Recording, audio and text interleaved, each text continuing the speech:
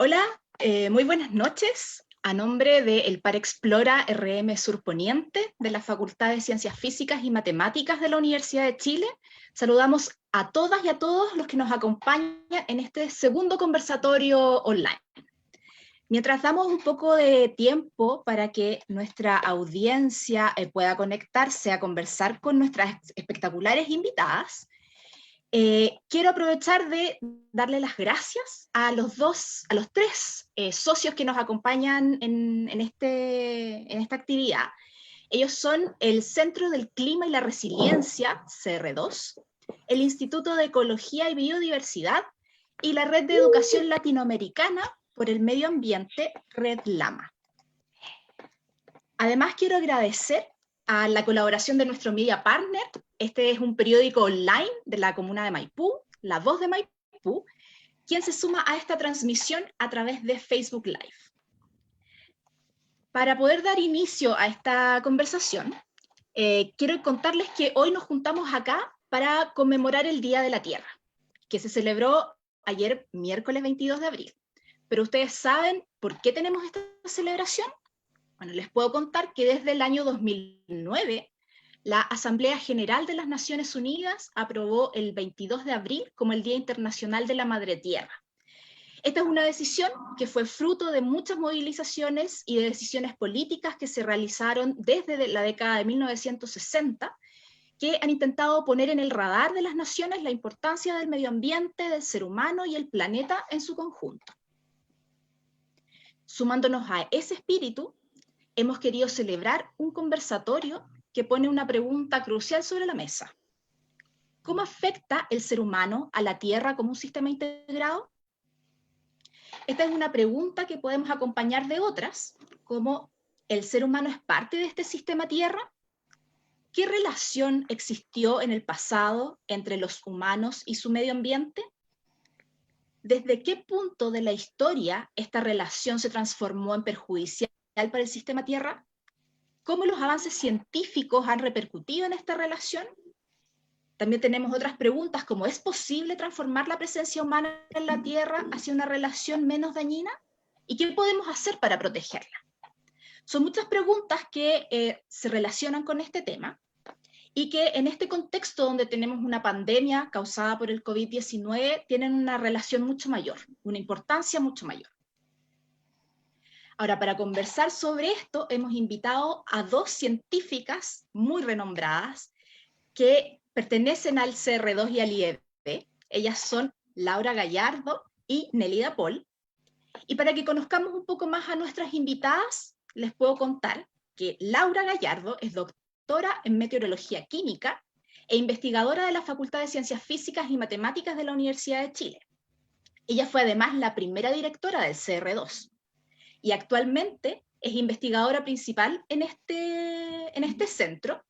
Ella trabaja en la línea de ciudades resilientes, donde investiga sobre modelación atmosférica, asimilación de datos, calidad del aire en megaciudades y contaminantes de vida media corta. Muy buenas noches, Laura, gracias por estar acompañándonos. Muy buenas noches y gracias por la invitación y a discutir este tema tan fundamental. No sé si la noche nos va a permitir hacer la mejor discusión posible, pero vamos a intentarlo. Parte de los desafíos de cambiar el mundo. Así es. Bueno, y nuestra segunda invitada es Nelida Paul. Ella es doctora en Ecología y Biología Evolutiva y además es magíster en Comunicación de la Ciencia.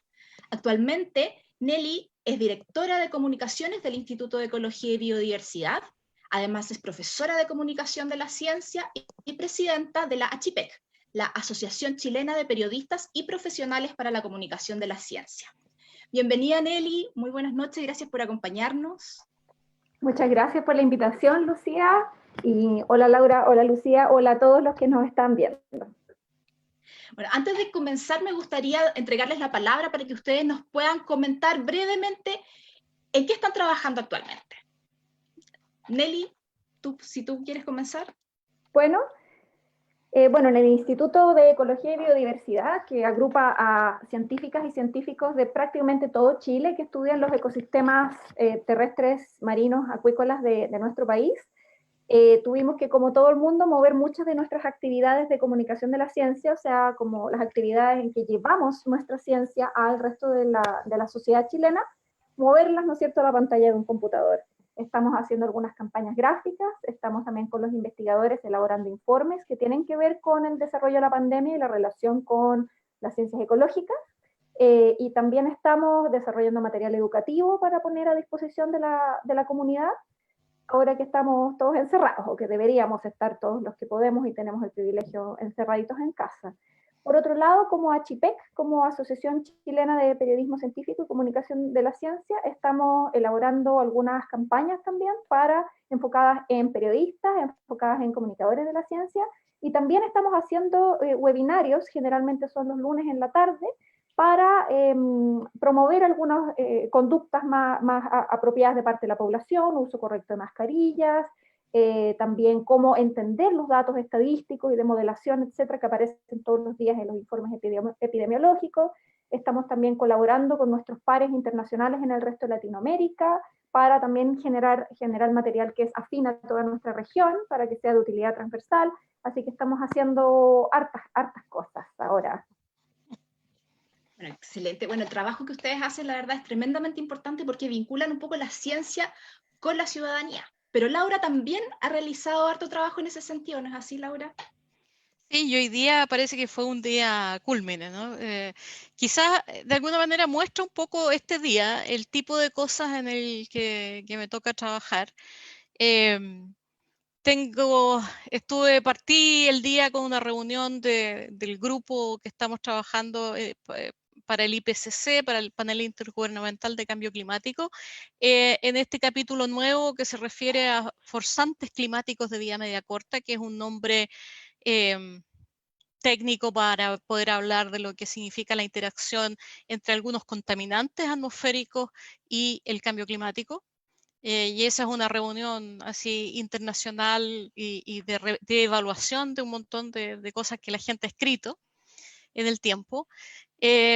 Luego me tocó hoy, eso no es todos los días, ir vía Zoom a una reunión con la Comisión de Medio Ambiente del Senado, donde también participaba la ministra de Medio Ambiente, la ministra Schmidt, y que estaba discutiendo este mismo tema, el tema de la vinculación entre calidad de aire y clima, en el contexto de la ley de cambio climático que está en discusión en el Senado.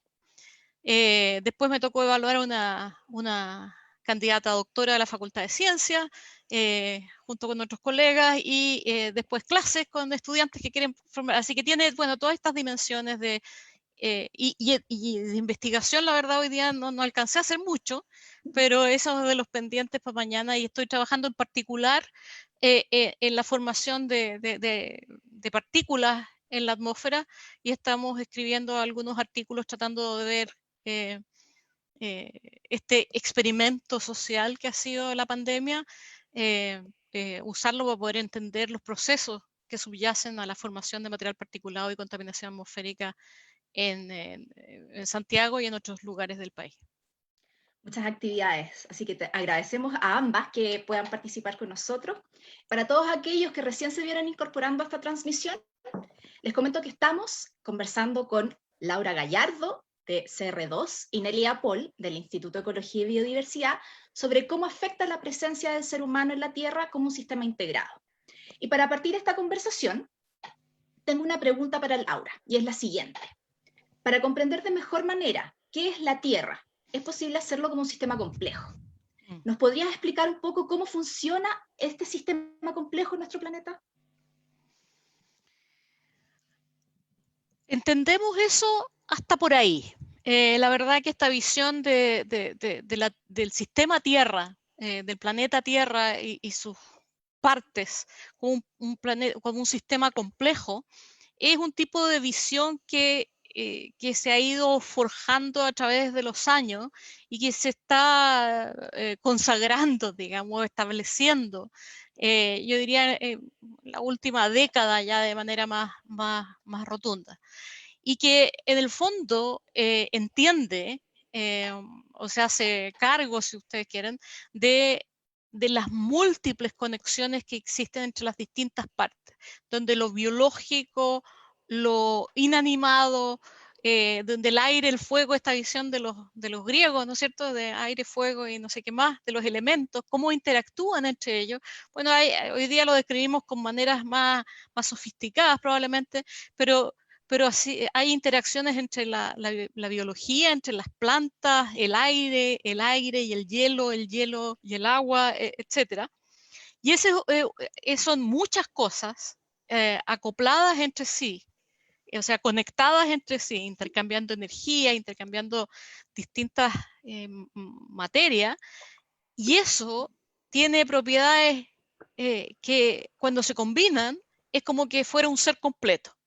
Y es como, haciendo una analogía, uno podría tener el riñón, los pulmones, no sé, el cerebro por un lado, el aparato circulatorio por otro.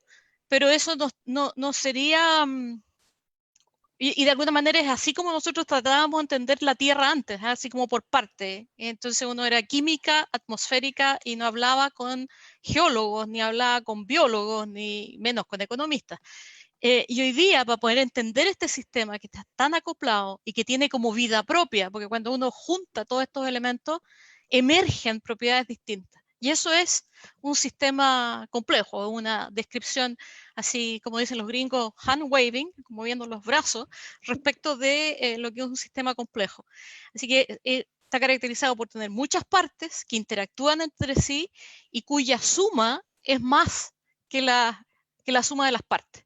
Es más complejo, tiene más interacción y tiene reacciones propias. Y quizá en Chile hemos vivido todes, como se dice hoy día, ¿no es cierto?, en carne propia, lo que ha sido, por ejemplo, la explosión social, que de alguna manera es también una manifestación de la emergencia de reacciones inesperadas dentro de un sistema complejo. Y la sociedad también, la sociedad misma la puede ver como un sistema complejo, y la sociedad también es parte, y buena parte, de lo que es el sistema climático. Entonces, nosotros, todas las personas que vivimos en este planeta, también somos parte de este sistema, ¿no? Absolutamente. Y somos una parte, no sé, pequeña en masa, relativamente, ¿no es cierto? Hay mucha más masa, por ejemplo, en las cordilleras, en la tierra, en muchas cosas, pero somos un ente capaz, o somos muchos entes capaces de perturbar este sistema, y lo hicimos de tal punto que es nuestra supervivencia la que está en cuestión, la supervivencia de muchas otras cosas, por cierto, no del planeta como tal, digamos, se le quedarán 5.000, 4.500 años, millones de años, no 4.500, 4.500 millones de años por delante, fácil, ¿no? Pero hemos provocado una alteración enorme y muy rápidamente en este sistema, y somos parte. En ese sentido, me gustaría preguntarle a Nelly, a través de la historia del ser humano en nuestro planeta, ¿cómo ha sido esa relación? ¿Ha variado a través del tiempo o se ha mantenido igual a través de toda nuestra existencia? La verdad, yo creo que nosotros como especie hacemos lo mismo siempre, y hacemos lo que hacen todas las especies, que es comer, reproducirnos, seguir comiendo y seguir reproduciéndonos. Es lo que hacen todas las especies. Y es lo que nosotros hemos hecho durante toda nuestra existencia sobre este planeta. Ahora, ese interactuar con el resto de los elementos, digamos, del planeta que hacemos todos, es muy distinto en nuestro caso hoy en día, por varias cosas. Uno, somos demasiados, somos muchos. Entonces, en este diario vivir de extraer cosas del resto del sistema para alimentarnos, el aire que respiramos, las cosas que comemos, más encima que ahora tenemos todas estas otras necesidades, ¿no es cierto?, vestirnos, tener el último teléfono, etcétera, etcétera. Todo eso hace que, como somos tantos, nuestra presión sobre el ambiente es muy, muy, muy grande. Por otro lado, el tipo de religión que tenemos en la mayor parte del planeta, por lo menos en todos los planetas de influencia occidental, son religiones que le han dicho al humano: tú eres Dios y Señor, tú eres el dueño de la tierra, ¿ya? Cuando resulta que la tierra es dueña de nosotros, por donde uno lo mire. Entonces, más encima, también la ciencia, que se ha como retroalimentado de esta visión más general de Occidente, de que somos los dueños, de que la Tierra y todos sus habitantes están al servicio del ser humano, ha contribuido también a que nosotros explotemos, ¿ya? No solamente usemos para nuestro diario vivir, sino que explotemos la naturaleza. Y para más remate, el 55% de la población mundial vive en zonas urbanas, en ciudades, donde nadie sabe de dónde viene la lechuga que se come, ¿ya? Donde la carne que te comes viene de un pedacito de Plumavit cubierto de plástico. Entonces nuestra desconexión es total. Entonces esta suma de somos demasiados, nos creemos dueños y señores, y además vivimos con una desconexión donde ni siquiera hemos tenido la oportunidad de maravillarnos con la naturaleza, hace que la estemos destruyendo a una tasa en que ya no nos va a quedar un planeta por mucho tiempo más para vivir, y no es que vaya a explotar el globo planetario, sino que no va a haber condiciones para que nosotros y muchas otras especies podamos seguir estando arriba, digamos, ¿no es cierto?, viviendo. En general, sociedades donde no se han dado esas condiciones, ¿no es cierto?, sociedades que no tienen números tan grandes, sociedades humanas en que su relación con el ambiente, su relación espiritual con el ambiente es muy diferente, claramente no tienen la misma relación de depredación, ¿ya? Ahora, nosotros no somos la primera especie que ha depredado, o más que depredado, que ha cambiado profundamente el planeta Tierra, ¿ya? Nosotros hemos cambiado tanto el planeta que ya los geólogos hablan de que vivimos una era geológica llamada antropoceno, porque si vienen arqueólogos o paleontólogos de otros planetas en miles de años más, nuestro efecto en el planeta se va a ver incluso en las capas de la Tierra, de la corteza terrestre. Eso es un impacto pero brutal. Estamos cambiando la corteza terrestre con nuestras acciones. En la prehistoria profunda hay bacterias que también cambiaron totalmente la faz de la Tierra, y que, por ejemplo, las bacterias que producen oxígeno. El planeta Tierra tenía, la primera vida que tuvo era en un ambiente sin oxígeno. Y cuando aparecieron todo este set de bacterias que producían oxígeno, cambiaron tanto el planeta que los organismos que vivían sin oxígeno se intoxicaron y murieron. O sea, no somos los únicos que podemos hacer esto, ¿ya? Pero nosotros tenemos una conciencia, que lo hacemos un poco a sabiendas de lo que estamos haciendo. Ahora, estas otras sociedades humanas que no tienen este mismo daño sobre el planeta, muchas veces son, por ejemplo, pensando en grupos indígenas pequeños, aislados, hoy en día, digamos, a mí me sorprende mucho que hay muchos de ellos que ni siquiera tienen una palabra en su lenguaje para denominar a la naturaleza, porque no tiene sentido la naturaleza, porque es el todo. Entonces, cuando a ellos se les explica que en otros idiomas hay una palabra que te designa como estás tú y está lo que te rodea, para ellos no tiene sentido, porque son tan parte de la naturaleza que no tiene sentido eso de considerarse aparte. Y yo creo que ese es el principal problema que hemos tenido como especie, en el momento en que nuestras condiciones, nuestra cultura nos dijo, están ustedes y están los demás, nos sentimos aparte y nos sentimos dueños y sentimos que no dependemos de toda esa otra red de organismos vivos. Y eso es un error, porque somos parte de esa red. Se cae la red, nos caemos nosotros. Sí, bueno, lo que ustedes comentan es muy interesante, y bueno, para recordarles a nuestro público, estábamos conversando con Laura Gallardo y con Nelia Paul sobre el efecto que el hombre ha tenido sobre la Tierra, y ha quedado claro que esta ha sido una relación que no es muy virtuosa. Y desde las ciencias atmosféricas, Laura, ¿cómo ves tú que la ciencia también ha aportado un poco a esta relación poco amable? Uy, mira, se me queda dando vuelta lo siguiente. Efectivamente, lo que estamos viviendo hoy día, hemos sobrepasado lo que se ha denominado los límites planetarios, ¿ah? En que ya hay cosas que ya no dan más. La pérdida de biodiversidad es salvaje, y hay cosas que no vuelven atrás. Hay especies que ya no están, se perdieron. La perturbación de lo que hacemos con el nitrógeno que anda dando vuelta en este planeta, ha sido también una perturbación salvaje, la perturbación del carbono, etcétera, etcétera. Y todo eso, efectivamente, yo concuerdo con Nelly, efectivamente viene de esta posición y esta visión, esta creencia de que somos superiores, ¿eh? Y es divertido vernos tratando siempre de buscar ser superiores, porque la inteligencia nos la atribuimos, entonces siempre andan buscando qué es lo que nos diferencia de nuestros primos, los otros primates, porque también somos primates, qué es lo que nos hace distintos.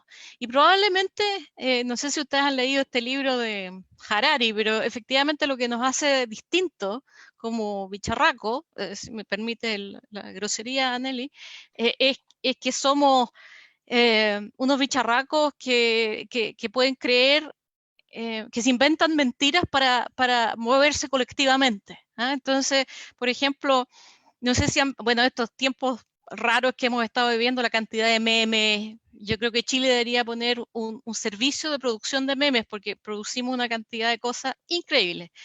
Y entre los memes, pero este era medio gringo parece, porque está en inglés por lo menos, decía, ¿se han dado cuenta ustedes que la economía deja de funcionar cuando nosotros compramos solamente lo que necesitamos? Porque uno de los mecanismos de producción, o uno de cómo funcionamos, cuál es nuestra religión hoy día, es el consumo. Dime cuánto consumes y te diré cuán feliz eres, cuánto éxito has logrado. Y consumimos, entre otras cosas, una cantidad de plástico que se nos aparece de vuelta por los peces que nos terminamos, o los pescados más bien, que nos terminamos comiendo. Ahora, la ciencia per se, que es una actividad humana como cualquier otra, también tiene filosofías, ¿no es cierto? Y hablamos, por ejemplo, de recursos naturales. Hablamos de recursos naturales y otros recursos. Una vez, perdonen la desconexión, pero una vez me impresionó mucho un gran industrial en Chile, o digamos una persona de la gran industria, que hablaba de Chile, mostraba un mapa de Chile continental. Se parece que el Chile isleño y pacífico no estaba, pero mostraba Chile continental y decía, y ponía un mapa donde ponía estos recursos respecto de los cuales nos podíamos hacer ricos. Obviamente unos más que otros, porque si no, no funciona. Pero en el fondo era una visión que trasunta, por cierto, a la ciencia.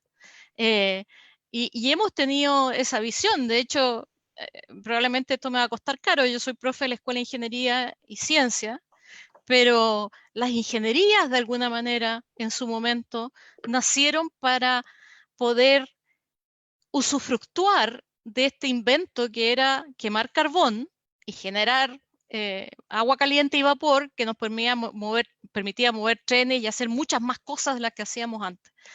Y esos conocimientos fueron para optimizar de alguna manera esta extracción, esta explotación de recursos. Pero esas maneras de ver el mundo y de entender el mundo necesariamente han tenido que ir cambiando. Y por suerte, no sé si seremos los únicos, pero por lo menos somos seres pensantes. Esto de ser Homo sapiens sapiens nos abre la vista a poder repensar los paradigmas, y así como el mundo requiere cambiar, la ciencia también ha ido cambiando. Y hemos ido cambiando las maneras de investigar, las maneras de entender. Y eso es porque somos parte de la sociedad, somos parte de este sistema complejo también. Y somos una manera de conocer. Todos estos desarrollos tecnológicos basados en necesidades que los seres humanos hemos tenido en distintas épocas de nuestra historia, han tenido repercusiones. Muchas veces no se generan pensando en cuáles van a ser las consecuencias a largo plazo, sino en solucionar un problema del minuto.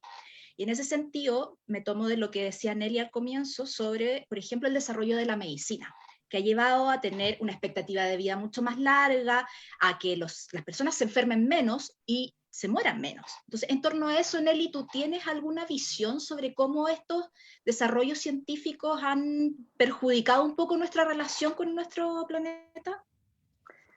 Sí, yo creo que la visión como acrítica y apolítica de la ciencia como algo solamente técnico es extremadamente peligrosa, ¿ya? Obviamente la ciencia es una herramienta y puede usarse para los fines que se tengan. Entonces pensar que es como yo hago esto y no me preocupo de las posibles consecuencias de lo que yo haga porque eso depende de otras personas, yo creo que nos lleva a tener bombas atómicas, ¿ya?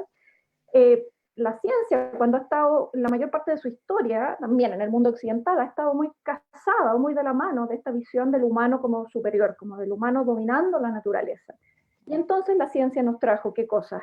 El inicio de la agricultura, eso es producto de la ciencia humana, obviamente la revolución industrial, durante el siglo XX la revolución verde, todos han sido productos de la ciencia que han sido fantásticos si pensamos que el ser humano está solo y no necesita a nadie más, ¿ya? Han sido fantásticos porque nos ayudan a vivir más y nos han ayudado a crecer exponencialmente como una bacteria, ¿ya? Nos han ayudado a eso, a expandirnos por el planeta brutalmente. Desde la perspectiva solamente humana ha sido fantástico. Desde la perspectiva de los varios otros millones de organismos vivos que viven en el planeta, no ha sido para nada fantástico. Y eso, en el largo plazo, y nos estamos dando cuenta ahora, tampoco está siendo bueno para nosotros, porque nosotros sí dependíamos de ellos. No dependíamos solo de nuestra ciencia y tecnología. Podemos tener todas las revoluciones verdes que queramos, y resulta que ya logramos alimentar a 7 billones de personas, más o menos. La verdad es que hay hartos muriéndose de hambre. Pero vamos a poder alimentar a los 10 billones que vamos a hacer al 2050, en el mejor de los casos vamos a hacer 10 billones, pero ¿por qué no nos estamos haciendo la pregunta, ¿deberíamos ser tantos billones? No hay, ¿por qué no vemos que hay un problema con eso? O sea, definitivamente es obvio que es parte del problema.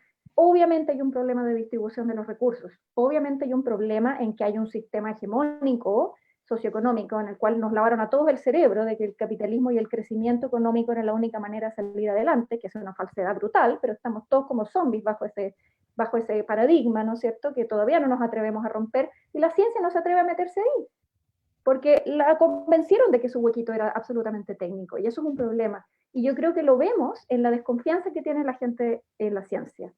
Cuando uno no entiende bien de cómo funciona la ciencia, qué te puede dar y qué no, se generan expectativas súper extremas, que son súper dañinas. Por ejemplo, la expectativa de la ciencia lo va a curar todo. Entonces no me preocupo del coronavirus, no me preocupo del cambio climático, voy a comprar en mi auto a la esquina pan, ¿ya? Porque la ciencia lo va a resolver. Súper peligrosa como postura de vida, porque la ciencia no lo puede resolver todo o tal vez no en los plazos necesarios, ¿no es cierto? Pero también genera la respuesta opuesta, porque cuando la ciencia ha sido soberbia, cuando la ciencia nos ha dado problemas, ¿no es cierto? La gente pierde la confianza en la ciencia. Y eso es súper peligroso porque se generan grupos de personas que creen que la Tierra es plana u otras que creen que las vacunas están ahí para controlarnos y para matarnos, que también es súper malo. Pero a diferencia de lo que cree la mayoría de los científicos, no es por la ignorancia de la gente, no sacamos nada enseñándole ciencia a la gente. Esa confianza se recupera cuando somos transparentes. La ciencia es una herramienta, funciona con un cierto proceso y a veces se usa para hacer cosas súper buenas, a veces se usa para hacer cosas súper malas, como una bomba atómica, y hay veces que no tenemos idea qué va a resultar y hay que ser transparentes al respecto. Yo creo que en relación con el medio ambiente, la ciencia y la tecnología han sido a lo largo de la historia humana más dañinas que beneficiosas. Y solo nos hemos dado cuenta de eso desde la segunda mitad del siglo XX, con suerte. Yo igual, probablemente porque somos de generaciones un poquito distintas, unos 15 años. Nada. Es que supongo. Yo creo que efectivamente la ciencia y la tecnología, que es una de las maneras de saber y entender y mirar el mundo, ha tenido ámbitos positivos, ¿no es cierto? Esto de que sobrevivimos más, ¿no es cierto? Y que nos enfermamos menos, a menos que hayamos perturbado tanto el sistema que terminamos infectándonos de cosas que no debiéramos infectarnos. La ciencia también ha servido para, por ejemplo, no sé, pues desde la penicilina para adelante, y eso también nos ha dotado de una cierta capacidad de poder filosofar, entre otras cosas, y no solamente pensar en la supervivencia. Entonces, este espacio del ocio, que ciertamente no es igual para todos o todes, pero que permite también el desarrollo de estas otras instancias, yo creo que ha tenido sus cosas positivas, pero efectivamente hay un desbalance. Confío también, o sea, estoy absolutamente de acuerdo, la ciencia nunca jamás ha sido neutra, y es más, en general ha estado al servicio del poder, nunca, porque a donde hay plata uno va a investigar. Pero también hay un un cuerpo de curiosidad y de algo que es tan esencialmente humano como la curiosidad, lo que estábamos conversando antes digamos, esto de las niñas y las niñas que se les iluminan los ojos y tratan de entender el mundo, esa parte buena de la ciencia, como un poquito buena así a prueba de todo, también ha sido capaz de crear cosas mejores y de replantearse cuestiones a lo largo del tiempo. Entonces también hay un elemento evolutivo y de retroalimentación con el sistema y con lo que ocurre, que es también parte de esta complejidad, porque no es solo que interactuamos, sino que nos retroalimentamos. Y yo creo que esos paradigmas han ido cambiando en la ciencia. Y somos maleables, somos capaces de cambiar y adaptarnos. Probablemente como especie eso más allá de la cantidad de energía que hoy día tenemos disponible para hacer lo que más o menos se nos ocurre, también tenemos esta capacidad de adaptarnos y pensar distinto y pensar diferente. Pero tenemos que reorientar esa inteligencia a aprender a convivir en la naturaleza, no con la naturaleza, sino que en esto que hemos llamado la naturaleza, así dentro, metido. Es como, a veces se habla de los pactos sociales, aquí hay que hablar como de un pacto de entender que somos efectivamente codependientes. Es un matrimonio sin ley de divorcio. Estamos aquí, somos parte de esto y tenemos que aprender a convivir de una manera distinta, porque si no, lo que estamos en peligro somos esencialmente nosotros y muchos otros seres vivos, pero si uno lo ve desde un punto de vista bien egoísta, o sea, somos nosotros los que nos estamos poniendo nosotros mismos, o quizás si uno se pone así como más metafísico también, la cosa quizás es como una reacción del mismo sistema, ¿no? Quizás estamos empezando a ser demasiado. Ahora, yo creo que también somos demasiado en la medida que consumimos como consumimos. O sea, si vamos a estar comiendo no sé cuántos kilos de carne, claro, sé que no todo es igual, pero si tenemos esos excesos, esas groserías en las que estamos viviendo y como que parecen aceptables, yo creo que obviamente que no da. Yo creo que da para un poco más y efectivamente el control de la natalidad también tiene el gran co-beneficio de que significa que muchas más mujeres se pueden integrar a pensar y pensar distinto e incorporar una visión distinta a este quehacer de la ciencia que también requiere democratización en el sentido de ser más asequible a todo el mundo, así como el arte u otras artes y oficios, ¿no es cierto? Artes, ciencias y oficios que se requieren.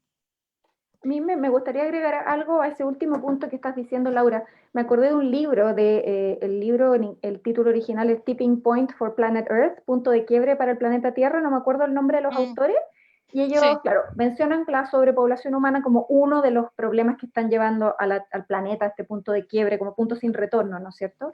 Y ellos mencionan que hay tres maneras, ¿cómo se baja la población humana? Y decían, hay tres maneras. Una es la manera que lo haga la naturaleza por ti, ¿no es cierto? Como en ecología sabemos, cualquier población de una especie que se disparan sus números, de alguna manera el sistema la controla, ¿no es cierto? Y hace que sus números bajen y no la lo pandemia, sabemos. Ponte tú, así por decir una cosa loca, ¿no? Efectivamente, eso, y es muy triste y horrible, y porque son siempre los que sufren, son siempre los mismos. Entonces, esa es una manera, comillas, de controlar la población humana. Otra cosa es hacerlo como mandato, como lo hicieron los chinos por décadas, ¿no es cierto?, de favorecer a las familias que tenían solo un hijo. Pero, sobre todo en el siglo XXI, nadie quiere que le digan lo que puede o no puede hacer con su cuerpo, ¿no es cierto? Y la tercera manera, que es la que ellos sugieren, y que también sugieren que es la manera más efectiva, es educar a las niñas.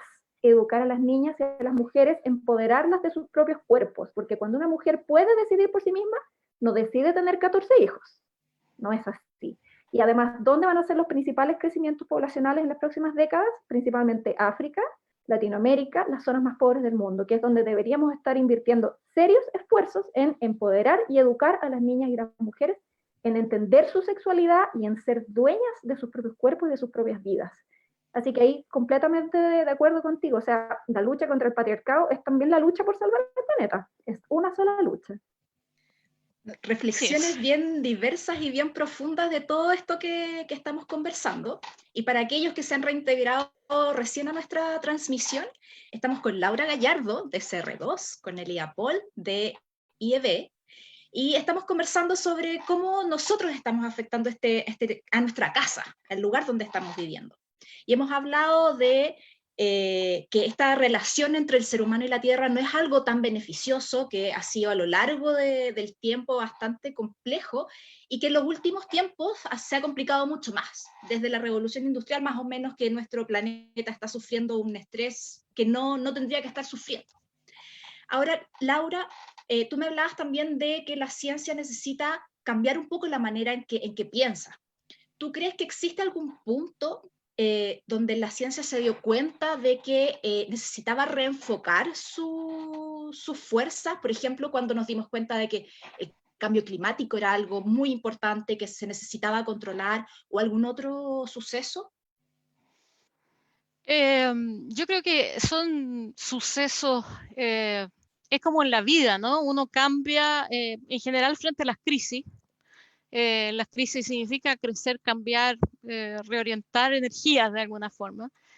Y una de las cosas que se sugieren como un punto de inflexión, hacia un punto de cambio en la historia, por lo menos de la visión del planeta, es esta foto que toma un astronauta, no me acuerdo de qué misión Apolo, y saca su, no por la ventanilla supongo yo, pero saca una foto de la Tierra y se constata esto de la Tierra como finita, no como esta cosa llena de recursos, de mar infinito, de aire infinito, de todo infinito, de tal manera que era cosa de ir a sacar y extraer. Y eso ocurre hacia fines de los años 60 del siglo pasado. Y eso probablemente es un punto de inflexión y es como un punto en que se aceleran muchos procesos. El otro día le contaba a los estudiantes que, por ejemplo, hacia esos años empiezan a ocurrir fenómenos de acidificación de los lagos en Escandinavia. Así como si la gente lo ve como un fin de mundo, es como el otro fin de mundo. ¿Sí? Hace una cosa media... Y se les empiezan a acidificar los lagos, se mueren los peces, el agua se pone transparente, pero no hay vida, en fin, ¿y de dónde es? Y entonces alguien dice, oye, no, es el azufre que está saliendo de la quema que están haciendo en Inglaterra, que usaban un carbón bastante azufrado. Y por supuesto al principio no, eso es absurdo, ¿cómo se te ocurre? ¿Qué sé yo? Y en realidad se demuestra con ciencia que hay este impacto de larga distancia, desde Inglaterra hasta, qué sé yo, 2.000, 3.000 kilómetros, hasta los lagos de Suecia y Noruega, en que esa era la razón. Y en esos años también se impulsa este primer encuentro que fue en Estocolmo, efectivamente, que es como la primera convención por el medio ambiente y el planeta y qué sé yo, y en que empiezan a cambiar los paradigmas desde un principio, porque los que engancharon con eso fue una diversidad de gente que estaba viendo estas crisis desde distintas perspectivas. Y aparecieron los biólogos, aparecieron los atmosféricos, aparecieron los oceanógrafos y aparecieron mucha gente desde la ciencia, pero también desde el ámbito de la política. Y se empieza a armar esta cosa como a escala más global, que de alguna manera es bien parecido a esto de lo que estábamos conmemorando ayer, ¿no es cierto?, del 2009, que es como la consagración de todo ese proceso de globalización, no por el lado del intercambio de cosas que se venden y se compran, sino que desde la globalización en torno a la idea y el entender que este planeta es finito y que ahí vivimos, y que vivimos en ese planeta que vemos azul. Entonces, es un proceso, y es un proceso que yo diría, efectivamente, la crisis que cada vez se ha vuelto más evidente y trágica, y ha hecho que mucha gente cambie sus maneras de actuar. Yo diría que ya las generaciones actuales están siendo formadas de una manera distinta. Probablemente hasta mi generación la formación original era disciplinar y pobre de ti que te rebajaras a conversar con un personaje de otra cosa. Y hoy día no, yo diría que eso está pasando de mucho más naturalmente. Sí, bueno, A mí me todo gustaría esto, agregar una sí, cosita Nelly. chica de eso sobre qué está pasando hoy en día con la ciencia. Yo me muevo principalmente entre ecólogas y ecólogos y Mm, siento que en la ecología se ha estado demasiado lejos del activismo. Efectivamente, como decía la Laura, el movimiento ambiental o la conciencia ambiental surge a mediados recién del siglo XX. Tú estabas pensando en ese momento, ¿no es cierto?, fundamental, fundacional de ver el planeta, esta pequeña bolita pálida, azul pálida, ¿no es cierto?, desde fuera, es decir, es finita. Eh, pero también yo pienso en la primavera silenciosa de la activista y científica Rachel Carson, que también sí, nos sí, dio a sí. entender nuestro efecto en la Tierra es brutal. Pero siento que son pocas las personas que han sido tan científicas como activistas, por lo menos desde el mundo que me muevo yo, que es la ecología. Pasa esto que tú dices, Laura, sobre todo también lo veo en las generaciones como de la mía para arriba, que acercarse a otros ámbitos era muy peligroso porque en el fondo te ponía en entredicho con tus pares como científico. Entonces, no, yo no soy ecologista, yo soy ecólogo, nótese la diferencia. Y yo creo que ya no están, no me acuerdo del dicho, voy a ponerme chapulín colorado, no están las papas para los bollos que se queman, no me acuerdo, pero el punto es no están los tiempos para ser discretos. Si seguimos diciendo yo solo estoy acumulando los datos y que otros vean lo que hacen con los datos, nos vamos a quedar sin planeta para estudiar. Entonces yo creo que hay que acercar esa postura. Los ecólogos y las ecólogas tienen que acercarse a los activistas y ser activistas también, porque ya juntamos suficientes datos. Ya sabemos que está la embarrada. No necesitamos más datos, hay que seguir tomándolos. Pero eso no significa que, o sea, el momento para actuar ya es.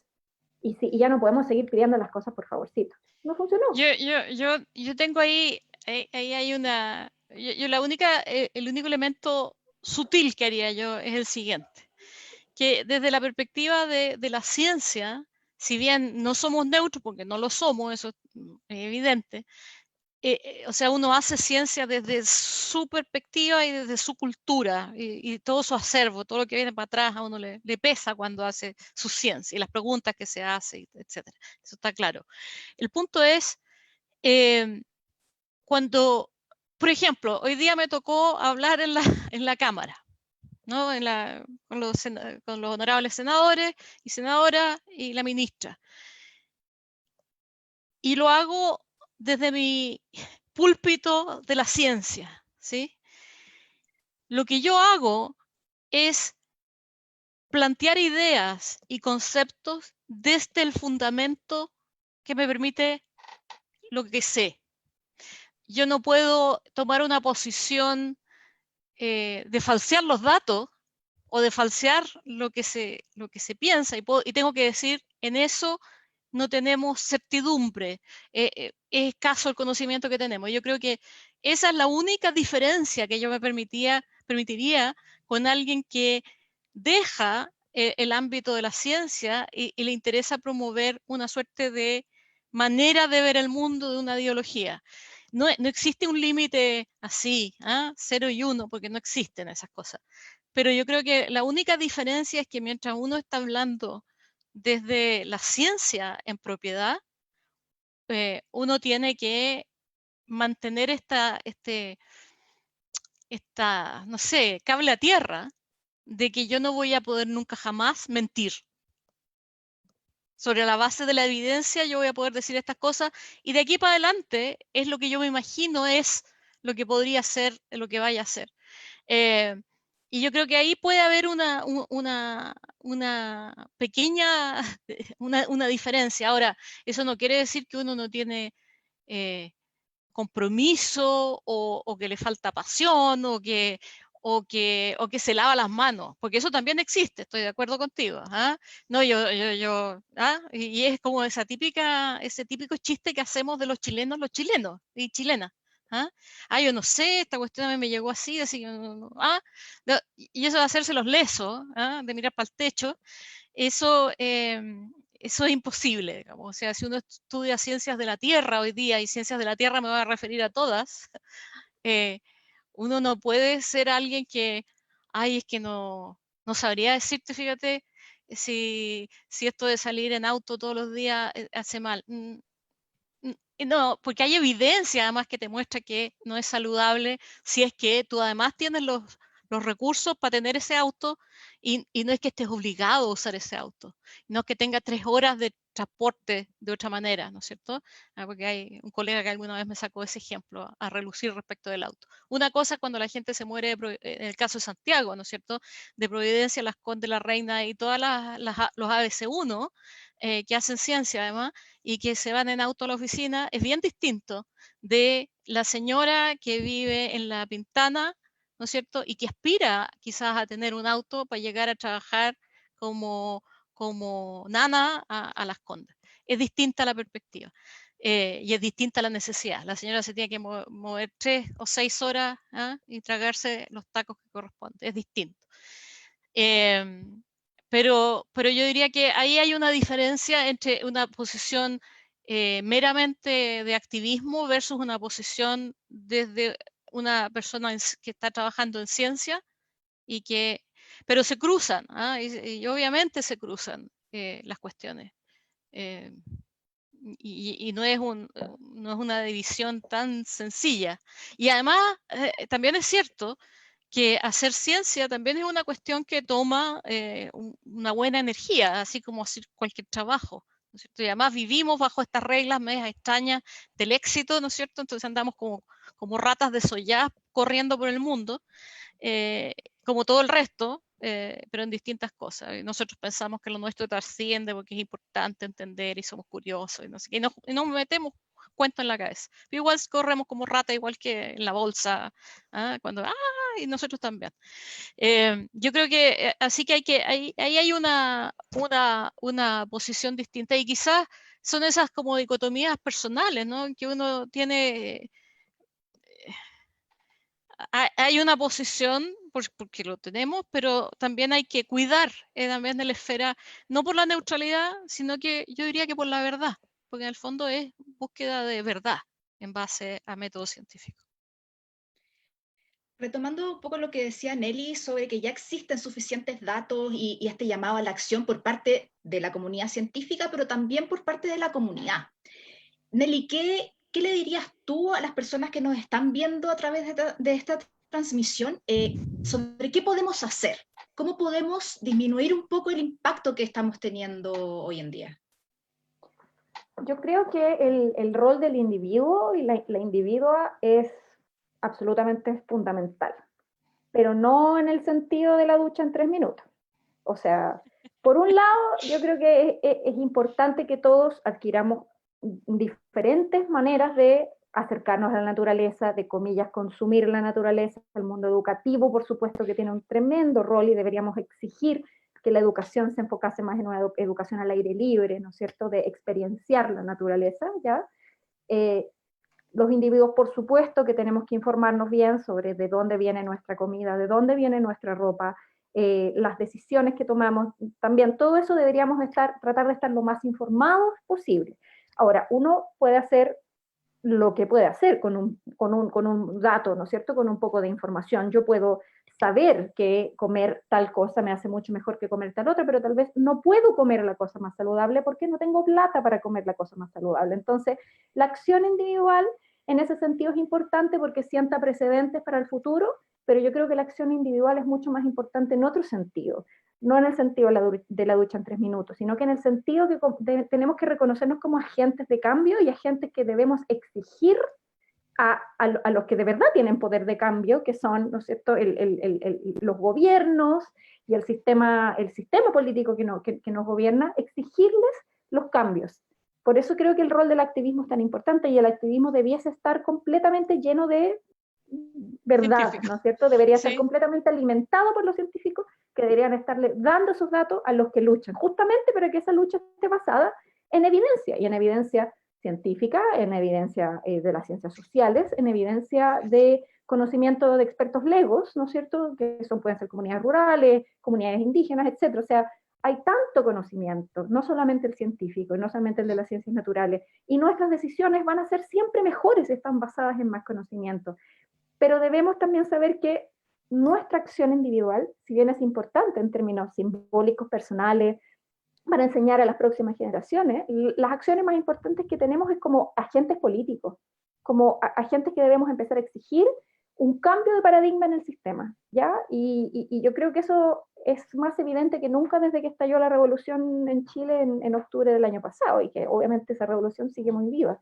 Y ahora más encima con esta pandemia vemos más que nunca que nuestro efecto sobre el ambiente está totalmente relacionado con nuestra salud, ¿no es cierto? Y que ese efecto sobre el ambiente también depende del sistema del cual dependemos, el sistema socioeconómico del cual dependemos, Sí. ¿ya? Mientras sigamos con el extractivismo desaforado y, como dice José Massa, viviendo de vender piedritas, que eso es lo que hacemos, entonces nunca vamos a poder tener una relación diferente con nuestro ambiente, no vamos a desarrollarla nunca si no invertimos en nuestros cerebros, si no invertimos en pensar modelos alternativos económicos. El axioma del capitalismo es eso, es un axioma que no es lo único que puede haber, porque el planeta es finito. Y considerar a la naturaleza como un recurso es también filosóficamente verla como un otro explotable, ¿ya? No como ese como partner, ese colaborador, ese habitante con el que, valga la redundancia, cohabitamos todos y del cual hay una dependencia mutua. Entonces yo creo que ese despertar del individuo en términos de agencia política, en el sentido amplio de la palabra, no necesariamente partidismo, aunque votar también es importante, ¿no? Sobre todo desde que ya no tenemos sistema binominal. Ahora sí, chiquillos, es importante votar. Yo creo que ese es el rol súper fundamental del individuo. Entonces, mantenerse informado, votar por las personas que representan esta nueva mirada, ¿no? Ni siquiera nueva, es más antigua que no sé qué, esta mirada integrada del humano dentro de los ecosistemas, ¿no es cierto? Yo creo que eso es lo que tenemos que hacer. Y cuando no hay representantes políticos, transformarse en esos representantes políticos, buscarlos, exigirlos, gritarlos. Yo creo que ese es el rol fundamental del individuo hoy en día, en Chile y en el resto del mundo. Yo lo único que agregaría es que yo creo que hay una dimensión colectiva también. Y de alguna manera uno de los engaños que nos compramos era que éramos solamente individuos. Y yo creo que hay mucho poder en nuestra cosa tan natural de que somos animales gregarios, que andamos en patotas, digamos. Ese es lo natural para nosotros, eso sería lo natural. Y yo creo que hay un poder en lo colectivo que suma a estos individuos y que lo transforma en una cosa distinta. Pero tiene que ser un actuar colectivo lo más inteligente posible y con informado y qué sé yo, y que puede exigir esas cosas, pero individualmente es muy difícil, ¿no es cierto?, cambiar los sistemas. De alguna manera eso radica en cambios colectivos. Y eso no se nos puede olvidar porque somos animales gregarios. Y yo creo que de alguna manera todos estos tiempos que hemos estado viviendo también nos han mostrado esa necesidad, ¿no es cierto?, de juntarnos con otros y poder mover. Y hemos visto también la fuerza que tiene lo colectivo a la hora de cambiar. O sea, cuántas cosas han pasado de octubre a hoy día, que no, era imposible, era sacrosanto. Y de pronto no es tan sacrosanto y se puede hacer. Pero es interesante de todas maneras, porque yo creo que hay mucha gente que está reflexionando un poquito fuera de la caja, como lo que uno quisiera, ¿no es cierto? Poder salirse de las cadenas de donde uno está, como esa imagen así de los estudiantes en que les van cortando la cabeza hasta que son todas cuadraditas, ¿sí? Porque de alguna manera nos ha impregnado culturalmente de eso. Y yo creo que esta posibilidad de tener estudiantes más chascones o personas más chasconas en un sentido literal en este tiempo, porque hace mucho rato que nos cortamos el pelo, muchos y muchas, está la cuestión de poder salirse y poder pensar distinto.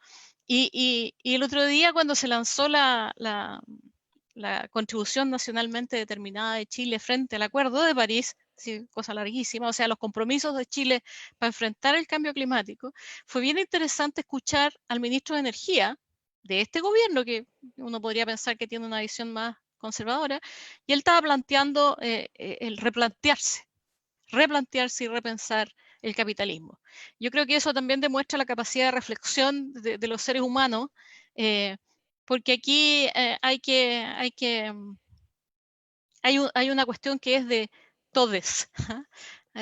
Somos individuos, pero hay un todo del cual somos parte y tenemos que ser capaces de encontrar esas vías de conversación y discusión para lograr construir una cosa distinta, porque si no vamos a estar en muchos problemas, que hay que cambiar lo que, así como estamos, no da. Así que usted lo puede ver de arriba, de abajo, de al lado, de la izquierda a la derecha, de lo que usted crea. Y usted puede ser musulmán, puede ser, piense como usted quiera, pero que hay que cambiarlo, hay que cambiarlo. Y hay que encontrar un nuevo paradigma que nos acoja a todos y no que nos diferencie de estas maneras tan groseras como nos diferenciamos hoy día en Chile y en muchas partes del mundo, lamentablemente. Bueno, tremendas reflexiones. Hemos pasado desde la Tierra Sí, como un sistema, como la interacción con el hombre, las acciones que podemos tomar como individuos y como colectivo de personas. Y estamos llegando a la última sección de esta conversación con Nelia Paul, con Laura Gallardo. Y en esta sección queremos conversar con ustedes sobre las preguntas que nos han enviado a través de nuestras redes sociales. Y la primera pregunta, la dejo abierta a cualquiera de ustedes que quiera contestarla, es de Lisette Saldías, y es la siguiente. ¿Cuál es la acción antropogénica más destructiva que hemos realizado en la Tierra? Cachipún, Laura. Yo lo único que voy a decir es que no hay una, yo creo que son múltiples, porque de hecho, ahora, claro, el uso de combustibles fósiles aparece, ¿no es cierto?, muy fuerte, porque claro, es la que nos permitió tener tanta energía como para poder estar mejor algunos de nosotros, pero también hasta un cierto punto y después empezar a engordar, tal cual, sino que quizás por eso y porque es como manifiesto y es lo que está subiendo las temperaturas, disminuyendo las precipitaciones, estresando la vegetación, estresando con ello también a los sistemas vivos en general, y etcétera, etcétera. Así que esa es una gran manera de cambiar el mundo, pero por otra parte la producción alimentaria también lo ha hecho, ¿no es cierto?, con el uso de fertilizantes, etcétera. Así que no hay una manera y las soluciones tampoco son, esta es la manera. Siempre, cada año yo creo que sale alguien que dice, ahora me funciona la fusión atómica, la manera, la bala de plata para resolver el problema. Pero no hay balas de plata, hay muchas balitas de plata y que hay que sumarlas y a sumarlas de la mejor manera posible. Pero hay que encontrar cosas. Sí, yo estoy de acuerdo con Laura. Si uno lo ve así en lo macro, yo también diría que son los 3 eventos que mencioné hace un rato: la invención de la agricultura, la revolución industrial con lo que conllevó el uso de combustibles fósiles, y luego la revolución verde de la agricultura en el siglo XX. Pero no es una apología al primitivismo, no es decir, ¡ay, qué ganas de ser Neandertal de nuevo, lo pasábamos tan bien! No se trata de eso, no es romantizar la pobreza. No soban, quiero ser yo. Ya, dinosaurio, ya, ok. Chiste científico. Chiste de ciencia, sí, nerd.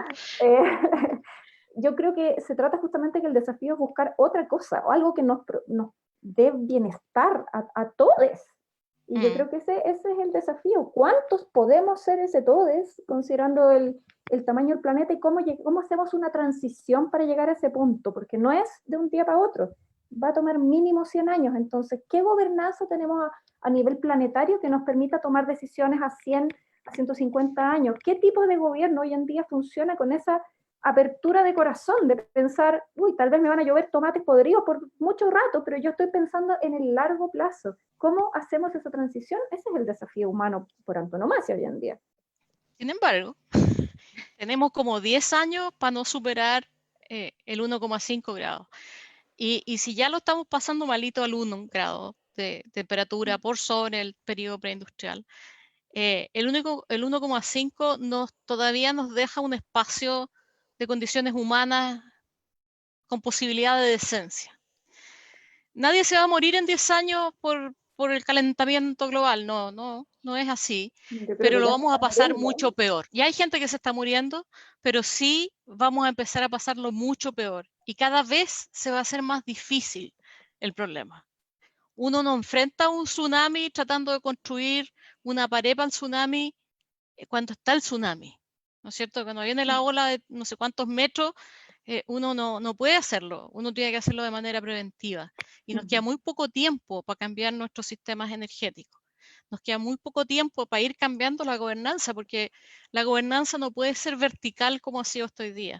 La gobernanza, el cómo nos organizamos, requiere de esta idea antigua que es democracia, adaptada a los tiempos, ¿no? Porque la democracia de los griegos de aquella época era un poquito sesgada, como quien dice, ¿no es cierto? Pero la democracia, el poder que reside en todes o en el pueblo, como se llamaba en los 70, es crucial, porque somos actores y actrices claves de estos procesos.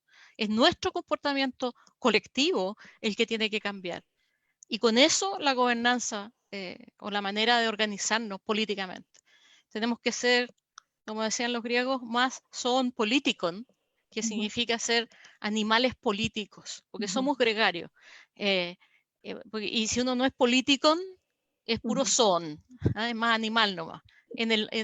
Con todos los prejuicios que esa denotación probablemente de la época victoriana constituye. Parece que ya estamos hablando muchas tonteras. Yo creo que ya la filosofía se nos escapó yo creo que perdimos a todo el público ya. Pero tenemos Hasta la una familia. pregunta que está contextualizada en lo que estamos viviendo hoy en día, que es esta pandemia de la COVID-19. Y aquí aprovecho de fusionar preguntas que hicieron Ernesto Suárez, que es un profesor de la Comuna del Monte, y también Marco Antonio Díaz. Y ellos hablan de que durante este periodo en que los que podemos quedarnos en casa estamos transitando menos, usamos menos los autos, consumimos menos, se ha generado un cambio en el ambiente. Sí. En ese sentido, ¿el cambio que ha habido es suficiente para revertir un poco el calentamiento global?